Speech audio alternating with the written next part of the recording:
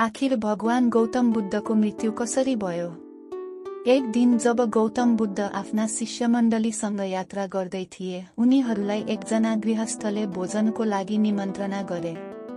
तर त्यो भोजनमा विष मिसाइएको थियो। जसै बुद्धले पहिलो ग्रास लिनुभयो, उहाँलाई तुरुन्तै त्यो विषाक्त भएको अनुभूति भयो। उहाँले तुरुन्त आफ्ना शिष्यहरूलाई भोजन नखान आदेश दिनुभयो र आफै शान्त रूपमा सुतेर आफ्ना अन्तिम क्षणहरूमा शिष्यहरूलाई उपदेश दिनुभयो। बुद्धले एउटा हातले टाउको अड्याउँदै भने, अप्प दीपो भव, अर्थात् आफ्नै दीप बन्नुहोस्। उहाँको सन्देश स्पष्ट थियो।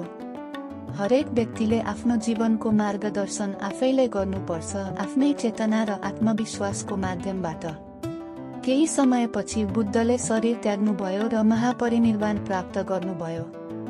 उहाँको अन्तिम संस्कार कुशीनगरमा गरिएको थियो, जुन आजको दिनमा एक प्रमुख बौद्ध तीर्थस्थल हो।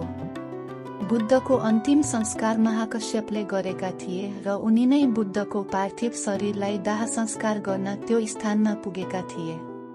कृपया मेरो च्यानललाई लाइक र सब्स्क्राइब गर्नुहोस्।